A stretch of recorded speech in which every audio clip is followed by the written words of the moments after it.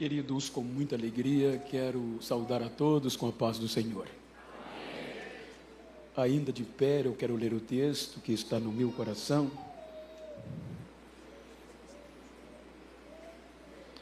que está na carta de Paulo aos Romanos, capítulo 8, a partir do versículo 34.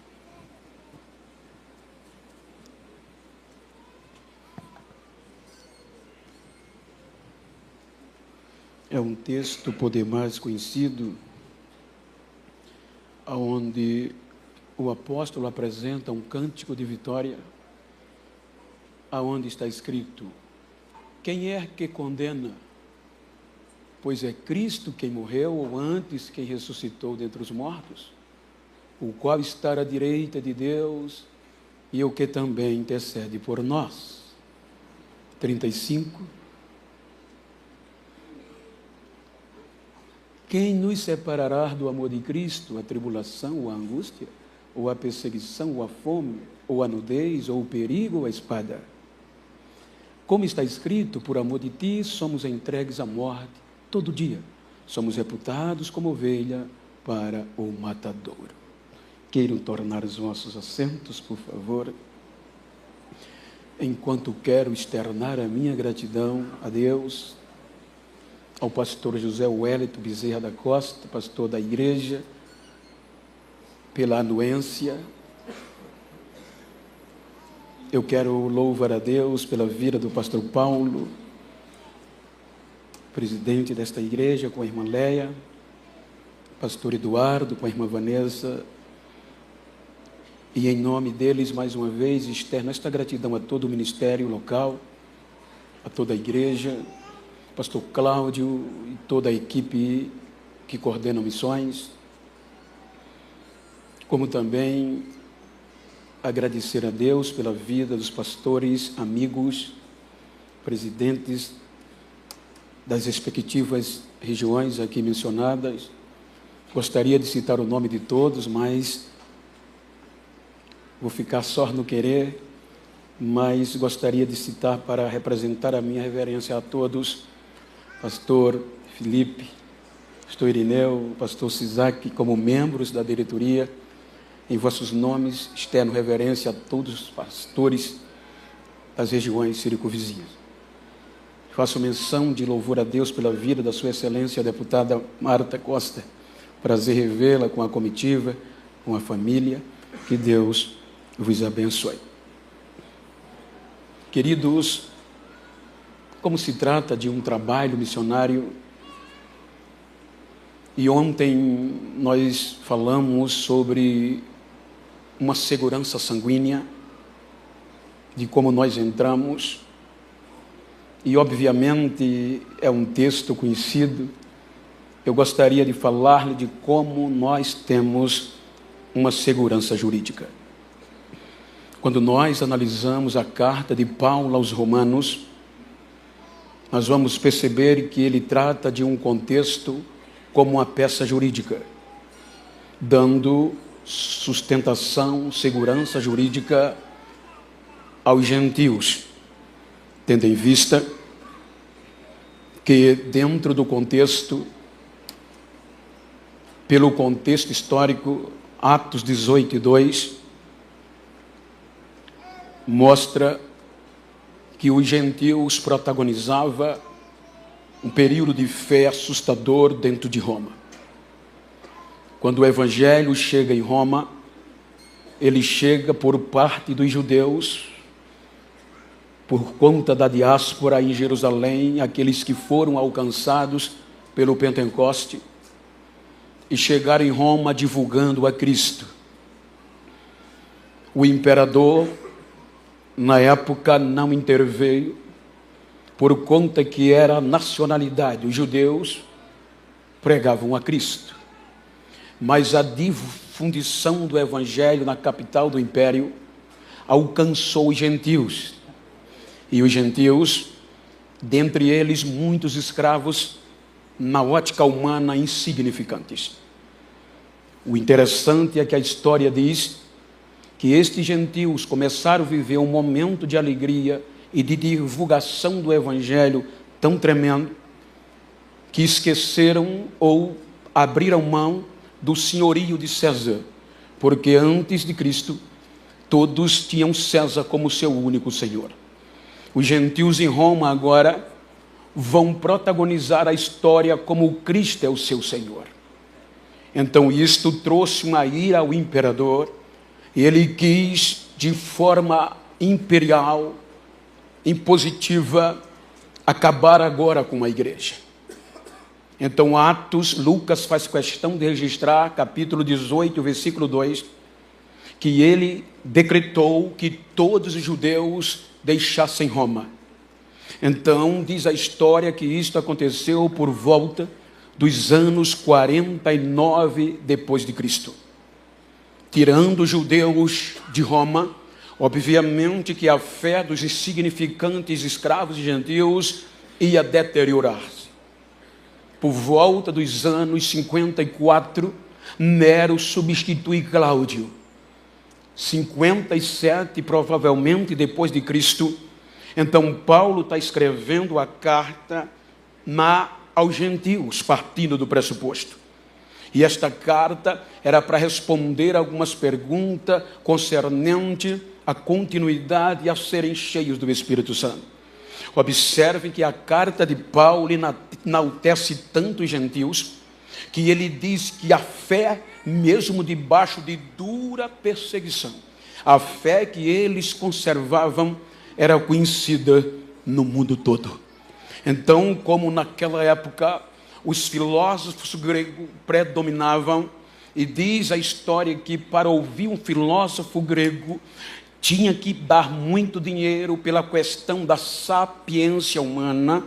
Então eram homens destacados. E agora aparece um grupo de escravos, na maioria insignificantes e muitos sem uma formação teológica ou acadêmica, pregando Evangelho de Jesus. Então, para a elite era uma espécie vergonhosa, danosa. Então, Paulo faz menção de dizer a vontade que tinha de estar junto com eles em Roma para pregar este mesmo evangelho, porque ele não teria vergonha de pregar este evangelho, porque é poder de Deus e salvação para todo o que crê.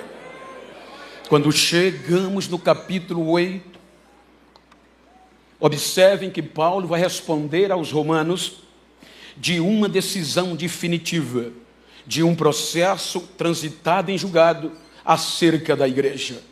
Observe que no versículo 33, quem intentará a acusação contra os escolhidos de Deus?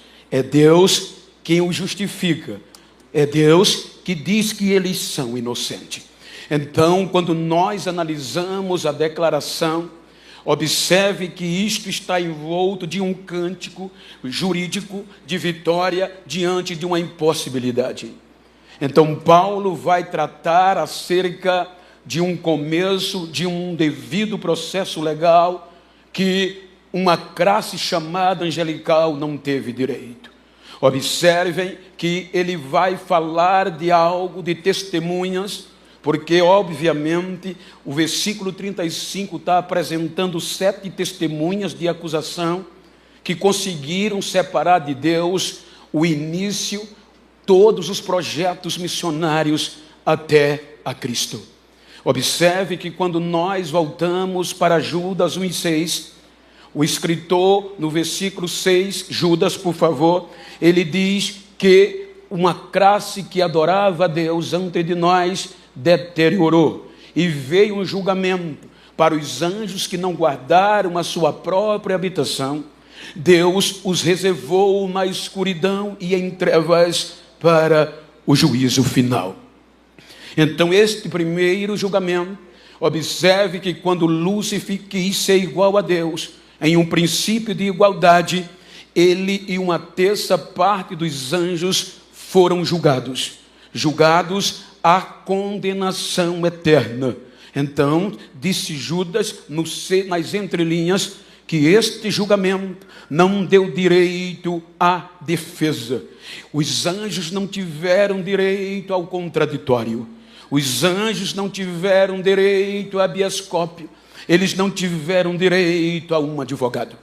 Então, observem que quando nós vamos, como falamos ontem, o capítulo 3 do Gênesis, a própria serpente, que aprendi teologicamente, personificação do anjo caído, ele vai propor a Eva uma proposta. Capítulo 3, ele diz: foi assim que Deus disse que de nenhuma árvore do jardim vocês podem comer. Ora, a serpente era a mais astuta de todos os animais do campo, que o Senhor Deus tinha feito, e esta disse à mulher. É assim que Deus disse: não comerei de toda a árvore do jardim. Versículo 2, por favor. E disse a mulher, a serpente: do fruto das árvores do jardim comeremos, mas do fruto da árvore que está no meio do jardim, disse Deus, não comereis dele, nem nele tocareis, para que não morrais. Versículo 4. Então a serpente disse à mulher: certamente não morrereis. Então observe, porque Deus sabe que no dia em que dele comerdes, se abrirão os vossos olhos e sereis como Deus, sabendo o bem e o mal. Então observe que ela propõe à mulher desobedecer os princípios naturais de Deus, a lei natural, com o objetivo de adquirir poder e um princípio de igualdade para com Deus. O mesmo crime que o levou a uma condenação eterna, que o afastou de Deus, ele propõe à mulher. E o interessante é que ele sai de cena, ele não entra no contexto. Então, vejam que aqui a mulher vai ser tentada a desobedecer a lei natural. E olhem que ela vai sendo tentada a ponto de convencer o Adão a ir ao jardim, a ir à árvore. Quando a árvore se torna um perigo, a árvore se torna uma perseguição, a árvore se torna angústia, a árvore se torna tribulação, a árvore atrai a fome, e a fome leva eles à árvore. Então ela come do fruto e nada acontece, e dá ao Adão. Então diz a Bíblia que quando ambos comem, a nudez vem, e eles percebem que estavam nus. Então eles se escondem detrás das árvores, e era justamente na hora do culto. Observem que Deus vem, e quando Deus vem, ele vem ser adorado, mas a igreja está vazia. O jardim não está com o adorador no lugar de adorar. Aí Deus questiona e diz, veja que há um questionamento. Deus pergunta: onde você está? Vejam que teologicamente é um contraponto, pois eu aprendi na teologia que entre os atributos de Deus tem um chamado onisciência, onde ele sabe, onde ele vê, onde ele entende tudo antes que aconteça. Quando Deus vem perguntando ao homem: aonde estás? Se nós criticamente, pastor Fábio, analisar, vai tirar dele este atributo. Ele não sabia. Mas quando nós entramos no contexto, observem que Deus vai dar ao ser humano o que não deu aos anjos: o devido processo legal. O devido processo legal diz que eu não posso ser julgado sem instaurar um processo de defesa ao meu favor. Observem que Deus vai dar o direito ao homem de se defender, mas ele não se defende. Ele diz: Deus, onde você está? Estou escondido. Por que está escondido? Porque estou nu. Ora, porque você está nu. Porventura comesse da árvore que eu disse para não comer? Ele não assume, ele não se defende, ele transfere a culpa. A mulher que tu me deste me enganou. Ou seja, ele volta para a mulher e aplica o devido processo legal. O que foi que tu fizeste? Ela não justifica, não defende-se e transfere para a serpente. A serpente está julgada. Então, juridicamente, olhe que já havia um processo julgado pelo mesmo crime. A jurisprudência era para entrar ali, ou seja, nós éramos para desistir Deus de nós logo ali, porque cometemos através de Adão e Eva o mesmo crime que levou os anjos caídos à condenação. Mas o interessante é que Deus vai trazer uma sentença. Então, disse Paulo que por este erro o pecado vem. E o pecado traz a morte. Então, ali já há uma audiência com viés condenatório. Todas as provas comprobatória, as 7 testemunhas de Romanos 38, 35, testemunham os fatos vistos e vividos. Então, quando tudo dizia que nós já deveríamos parar de existir, aí o próprio Supremo Juiz traz um recurso por amor ao homem. A graça, a Bíblia diz que a graça vem, ele protela o julgamento e expulsa o homem em vez de condená-lo. Então agora ele vai esperar que este homem se reconcilie com ele. Então diz Paulo que o pecado cresce, o pecado abunda, e um entrou por um homem, um pelo homem veio a morte, e a morte passou a todos, porque todos pecaram. Capítulo 6 do Gênesis, a acusação formada de pecado, morte e inferno pede uma nova audiência, porque o capítulo 6 do Gênesis, na epígrafe está escrito degradação geral do gênero humano. Observem que agora uma petição para um novo julgamento, e desta vez provas contundentes. O Deus aceita a denúncia e desce para olhar. E veja que ele olha que a denúncia é verídica, as provas comprobatórias. Ele diz: me arrependi de ter feito o homem que criei.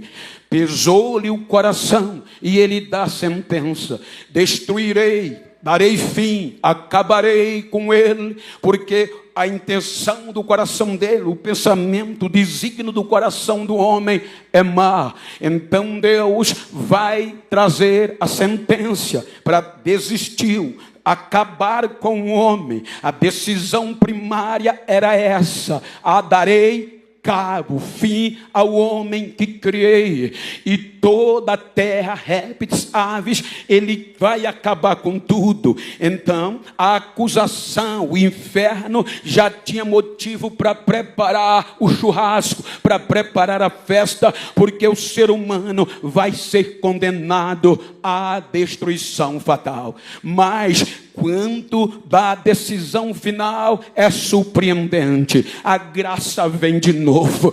Noé acha graça aos olhos de Deus. Aí Deus diz: aplicarei a sentença, mas não desistirei do ser humano. 8 almas são salvas da sentença pela graça. A graça vem e surge como recurso.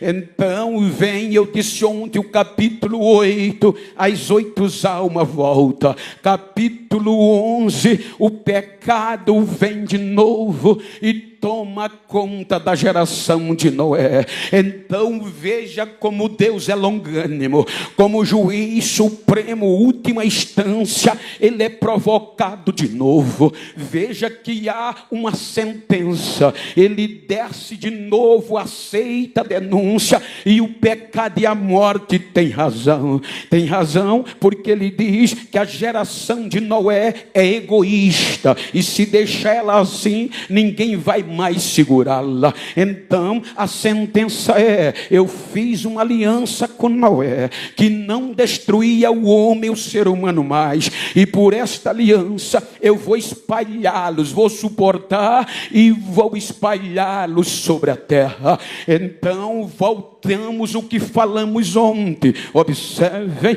que o ser humano está distante de Deus, a idolatria prevalece, não há adoração nos registros bíblicos. Aí ontem nós falamos no início de um projeto especial chamado por Abraão, um projeto de resgate missionário. Como nós falamos ontem, direito às alianças e à promessa. Um projeto chamado Israel, que o próprio Deus disse que era a menina dos seus olhos, era o xodó de Deus. Então ele é chamado para não se misturar com outros povos, para não perder a essência. Então Deus vem a Israel, faz aliança, faz promessa, da lei e o protege.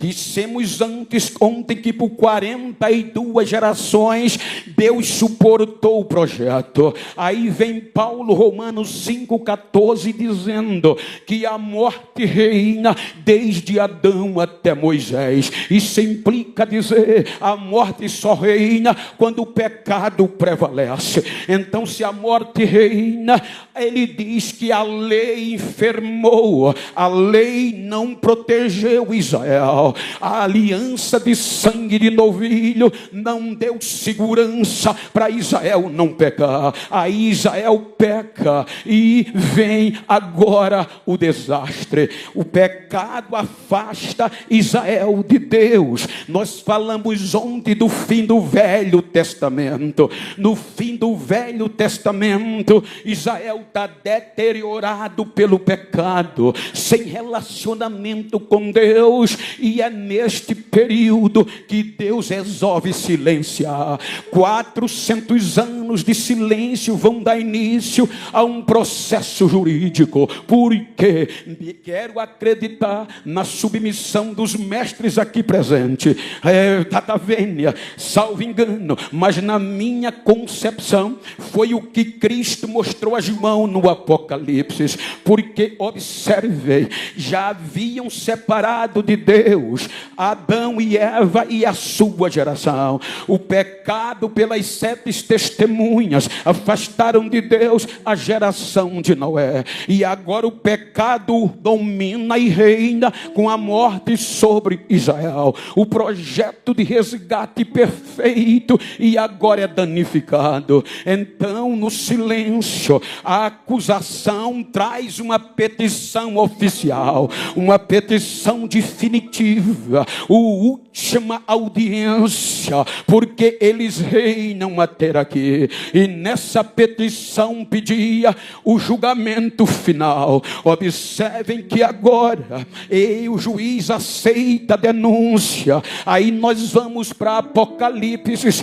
capítulo 5, versículo 1. Olha o que João nos traz na revelação. Ele no capítulo 4 diz que viu um trono armado, e no capítulo 5, segura aí, ele diz que viu na destra do que estava sentado sobre o trono um livro escrito por dentro e por fora, selado com 7 selos. Segura aí, só um, por favor, por enquanto.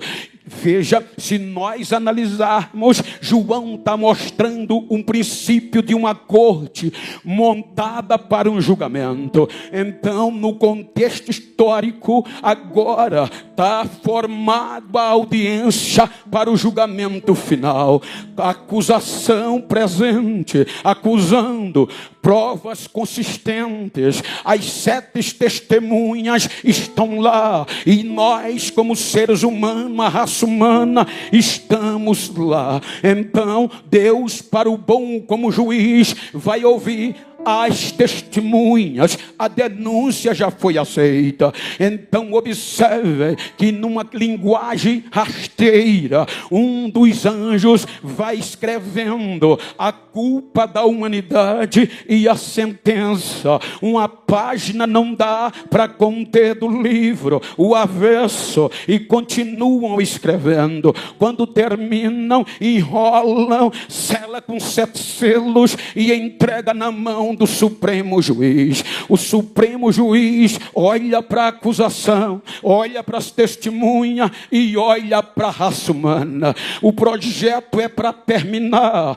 pois os testemunhos são contundentes. Aí ele olha e vai aplicar o devido processo legal. Ou seja, versículo 2, ele diz, pelas entrelinhas, aí João diz que viu um anjo forte, bradando com grande voz: quem é digno de abrir o livro e de desatar os seus selos? Ele faz um questionamento, aí ele diz: e ninguém no céu, nem na terra, nem debaixo da terra, podia abrir o livro, nem olhar para ele. Nas entrelinhas quer dizer, veja, que Deus vai nos dar o direito de defesa. Ele chama um anjo e diz: procura um advogado para eles. Eu não posso condená-los sem um direito de defesa. Nós tínhamos direito a um advogado, mas João diz que um anjo procurou no céu, ninguém quis o nosso processo. Desceu na terra, não encontra, vai para baixo da terra e não tem um advogado para defender-nos da acusação. O nosso crime era fatal, o nosso erro não dava brecha na lei de absolvição, o nosso pecado levava-nos na condenação, nem para diminuir a pena. Aí João diz: eu chorava muito, porque ninguém foi achado digno, ninguém aceitou o nosso processo. Então agora só resta o Supremo Juiz nos condenar, aplicar jurisprudência e nos jogar no lago ardente de fogo, preparado para a morte, o diabo e os seus anjos. Esta foi a sentença do primeiro julgamento. Então a jurisprudência já nos aguardava. Agora, quando o juiz vai aplicar a sentença, aí vem Paulo dizendo aos filipenses, me permita a conjectura, capítulo 22, capítulo 2 de Filipenses, versículo 5, Paulo nos dá o direito de pensar que agora na corte entra um ser, entra alguém querendo aceitar o processo, de sorte que haja em vós o mesmo sentimento que houve também em Cristo Jesus. Versículo 6, que sendo em forma de Deus, não teve por usurpação ser igual a Deus. Então Paulo nos dá o direito de pensar que Cristo entra no julgamento e diz: meritíssimo, eu aceito o processo da raça humana, eu aceito, eu vou advogá-lo, porque ninguém quis aceitar. Aí o juiz aceita a proposta, aí a acusação alega impedimento. Veja que a alegação, ela é plenamente jurídica e comprobatória. A acusação diz: não, meritíssimo, ele não pode julgar a raça humana ou advogá-lo, porque, pergunta o meritíssimo, as prerrogativas dele é o impedimento jurídico. E quais são as prerrogativas que o impede? Ele é o alfa, ele é o ômega, ele é pai da eternidade, todas as coisas foi ele que fez, e sem ele nada de que foi feito se fez.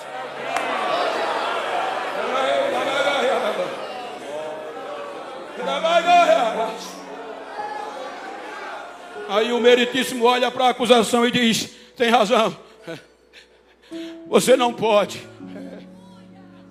as suas prerrogativas não lhe dão esse direito, você é Deus.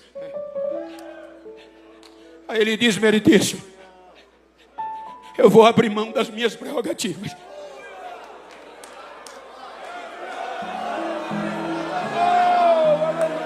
Eu não vou usar o direito de ser Deus. Eu vou me humilhar, eu vou me despir, eu vou me aniquilar, mas eu não abro mão do processo. Isso é que é amor, isso é que é amor.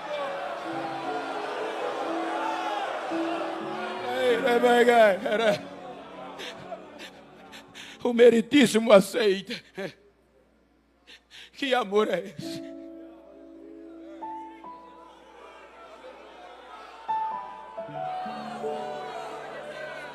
abrir mão do próprio filho e jogá-lo à mercê. A mesma tentação que nós sentimos, ser subjugado e deixar ele. Aí diz João que ele nos amou de uma tal maneira.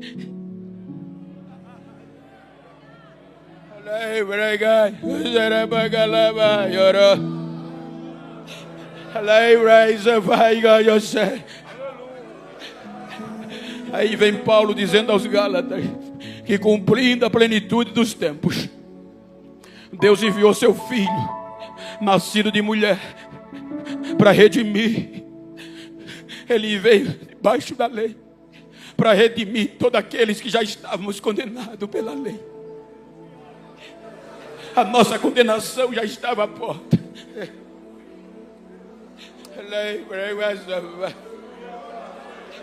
Ele se esvaziou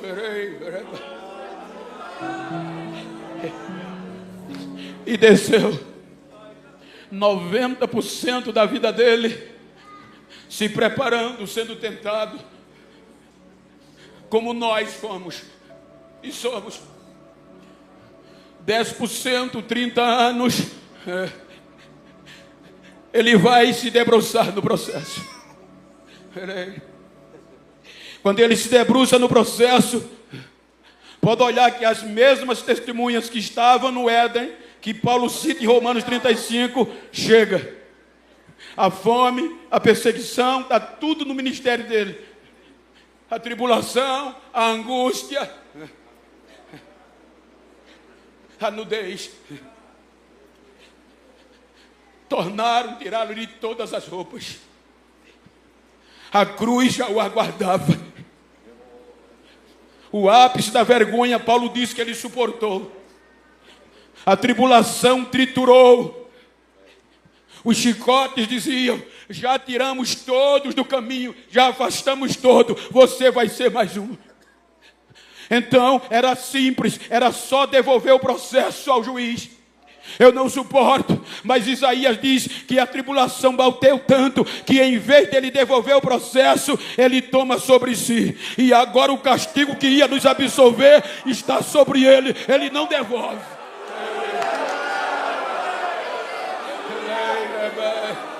Quando ele toma o processo sobre si, a espada vem, que é a morte. Veja que eles vão separá-los de 12:00 a 3h da tarde, pastor. Ele está na cruz e há uma separação entre ele e os céus. O nosso pecado, que em nós afastou todas as gerações, desde Adão até aqui, agora consegue momentaneamente, por conta da nossa culpa, dos nossos processos, afastá-lo de Deus. Então entre 12:00 às 3h, há um grito: Deus meu, por que me desamparaste? Estava sobre ele os nossos pecados, o processo. Aí a espada vem 3h da tarde. A morte o leva. A morte joga ele no sepulcro. A morte vai consumir, achando que vai fazer com todos, com ele como fez com todos. Então agora a morte vai ter uma surpresa. Porque na lógica científica, eu morri agora, nem todas as células do meu corpo morrem. Então a decomposição vem, ela tem até 12 horas para esfriar o sangue e empalidecer. E esfriando o sangue, aí todas as células são mortas. Então, quando eu sou sepultado, quando eu morro, tem 12 horas para ela fazer isso. Jesus morre 3h da tarde, segundo a narrativa. 6h ele já está no sepulcro. Então eu quero acreditar que a morte vem e diz: vencemos também, acabou, o julgamento vai ser concluído. Só que quando ela entra no sepulcro, o sangue dele não está esfriando e a pele não está empalidecendo. Ou seja, aí ela diz: mas ele tem 12 horas horas. A decomposição tem 12 horas para acabar com ele. 12 horas depois, ela volta e o sangue está quente, a pele está rosada. Ela chama a decomposição, e a decomposição que me rastreia, vê engano, vê pecado e entra. No caso dele foi diferente. Pedro registra no primeira carta, capítulo 2, versículo 22, que a decomposição rastreou ele, mas não encontrou mentira, malícia, nem engano na boca dele, e nem encontrou pecado, porque a Bíblia diz que o pecado que a gente tinha ficou na cruz. Ele terminou na cruz. Quando ele é sepultado, já é o advogado vencedor, já é o Senhor da guerra, já é o Senhor da vitória.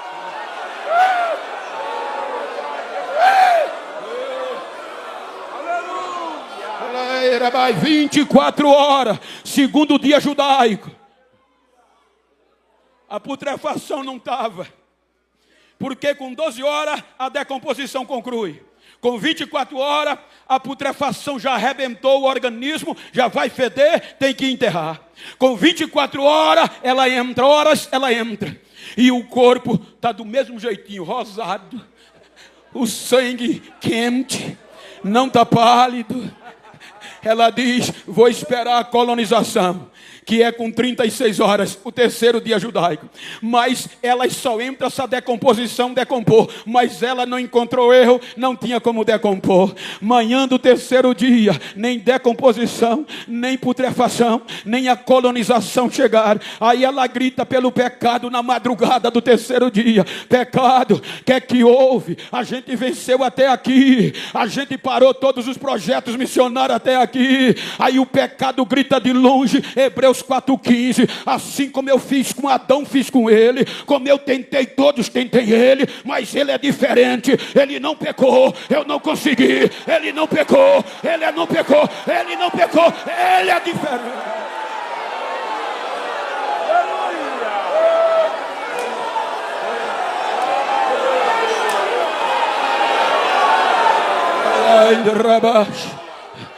Olha o que diz o Salmo 24. Davi era guerreiro. Davi sabia a honra de quando saía para a guerra, que vencia, que voltava. E quando um vencedor vencia, o que se dizia forte, ele tirava a onda.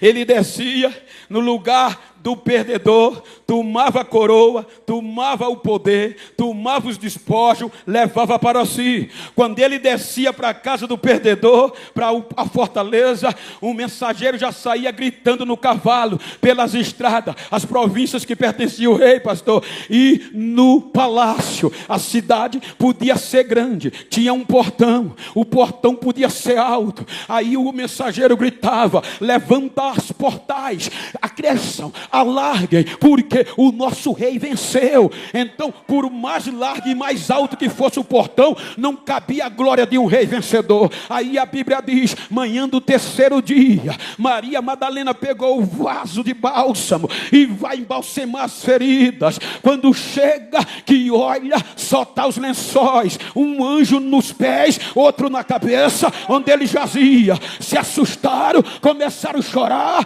e o anjo diz: mulher, por que chora? Porque roubaram o corpo do meu mestre e não sabemos quem o levou. Roubaram não, vocês estão procurando ele no lugar errado. Estão procurando entre os mortos aquele que já ressuscitou. Ele não está mais aqui, ele já ressuscitou.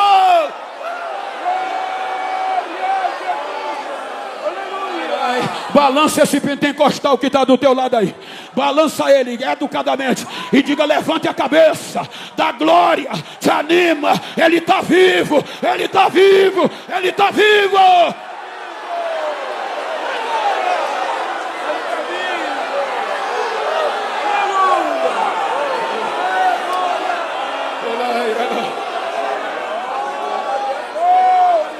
Ressuscita.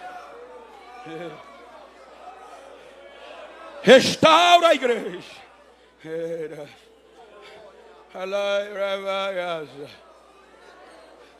Me permita abrir um parênteses. Quando você lê a primeira aliança do projeto original Israel, você vai ver em Êxodo 24, versículos 12 por diante. Leamos. Quando Deus fez uma aliança com os judeus no projeto missionário. Estou falando isso para mostrar a segurança sanguínea e jurídica que a gente tem. Por favor, Êxodo. Então disse o Senhor a Moisés: sobe a mim ao monte, e fica lá, e dar-te as tábuas de pedra, e a lei, e os mandamentos que tenho escrito para os ensinar. Versículo 13, levantou-se Moisés, e Josué, seu servidor, e subiu ao monte de Deus. Então disse Moisés aos anciões: espere-nos aqui, até que voltemos. Passa mais o outro. Versículo 15, e subindo Moisés ao monte, uma nuvem o cobriu. A ordem era esperar até que ele descesse com o que ia guiar o povo. Capítulo 32, 40 dias só. O projeto original, os judeus. Êxodo 32, e vendo o povo. Mas vendo o povo que Moisés tardava em descer do monte, chegou para Arão e disse-lhes: levanta-te e fazes-nos deuses que vão diante de nós. Porque quanto a este Moisés, o homem que nos tirou da terra do Egito, não sabemos o que lhe sucedeu. Projeto original. Aí agora Jesus ressuscita.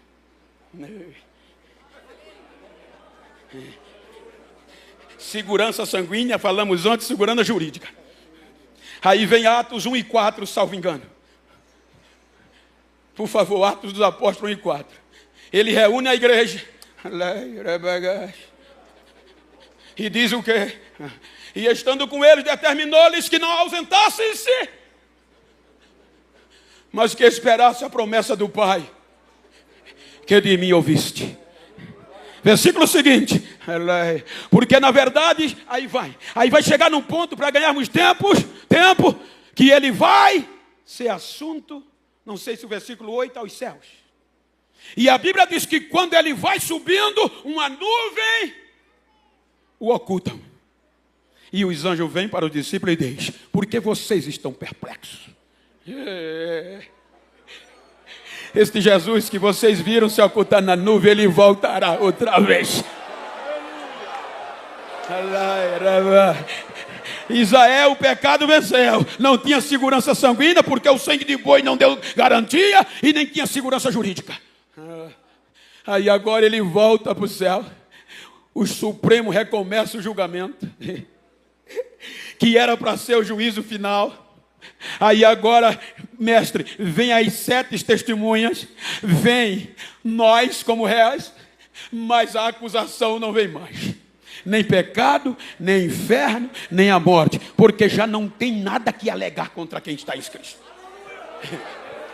Aí o juiz vai ouvir as 7 testemunhas que conseguiram afastar todos. 7 votos de inocência. Todas as 7 inocentes, meritíssimo. Aí João diz em Apocalipse 5, na continuidade, que um anjo forte, eu creio que o mesmo que bradou, corre gritando no céu que estrondava, e vai aonde João chorava muito, e diz: João, para de chorar, João. Precisa chorar, mas não. Aí, quando ele olha, vai cumprir o salmo. O rei vencedor está voltando. Levantai, ó cabeça, os portais da eternidade, e deixai entrar o rei da glória. Quem é este, o rei da glória? É o Senhor poderoso na guerra. Ele é o rei da glória.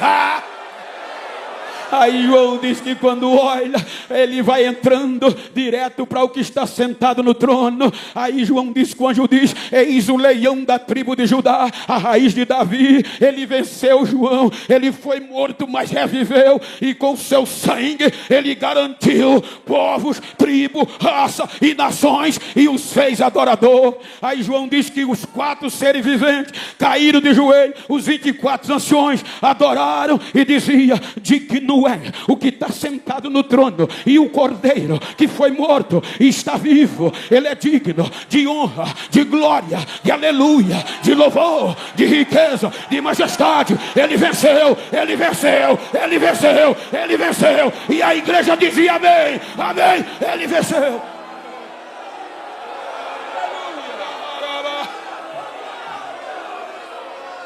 Aleluia. Senta é condecorado. Recebe um nome que é todo sobre os nomes. Senta à direita do poder. Conjecturando, o pastor, com toda a reverência, ele olha para o pai e diz: pai, Adão ficou nu, perdeu os vestimentos, mas eu prometi à minha igreja que ia revesti-la. O prefixo re é para quem foi vestido e ficou nu. Re vai ser revestido, vai vestir de novo. Eu disse a ela que o Senhor ia derramar o seu espírito e ela está esperando. E não é para ir voltar, é para ir ficar para sempre com ela. Aí papai diz: é agora. Aí Lucas disse que estava reunido todos em um mesmo lugar, e de repente desceu um barulho de um vento impetuoso e encheu toda a casa, e todos foram cheios do Espírito Santo. Foram cheios. Cadê o cheio que ainda fala línguas estranhas no século XXI? Cadê os adoradores?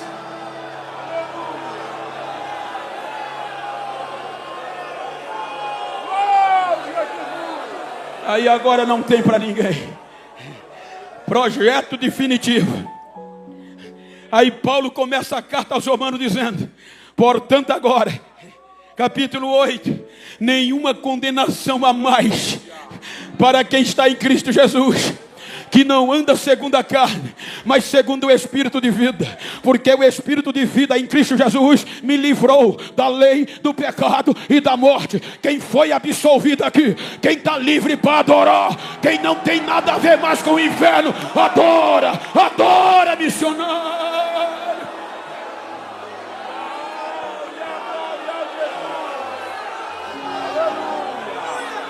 Aí ele vai escrevendo e dizendo: vocês estão seguros agora, porque o processo já foi transitado em julgado. No contexto judicial, decisão definitiva, irrecorrível. É por isso que o versículo 33, coloca aí só para tirar onda. Romanos 8:33. Isso é transitado e julgado, arquivo, processo arquivado. Leia comigo, 1, 2, 3. Quem tentará acusação contra os escolhidos de Deus? É Deus quem nos justifica. Transitado e julgado, arquivado. Então olha para esse crente que está do teu lado e diga: me perdoa, ô missionário, se um dia eu te acusei, desconfiei de você, te caluniei. Diga a ele que eu não sabia que tu era tão importante assim. Bata no peito e diga a ele: eu sou. Foi o meu Deus que disse que o processo terminou.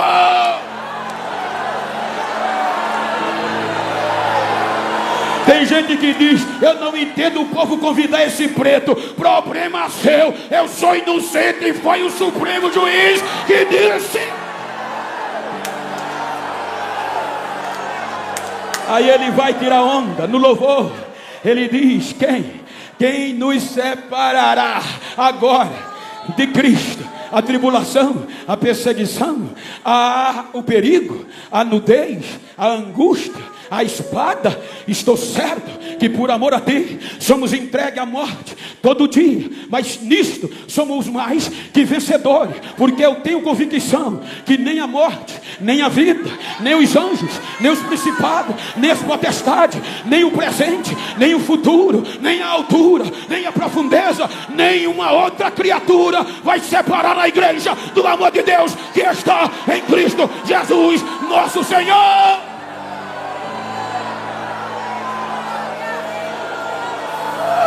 Adora, deixa eu ouvir o barulho da igreja vencedora. Temos segurança jurídica. O inferno não queria ouvir este barulho. O inferno não queria a gente aqui. Mas a decisão é irrecorrível. Não cabe mais recuso. Então adora. Ele vai ficar só de longe, rugindo. E nós adorando. Fique de pé. Com permissão do pastor. Ai.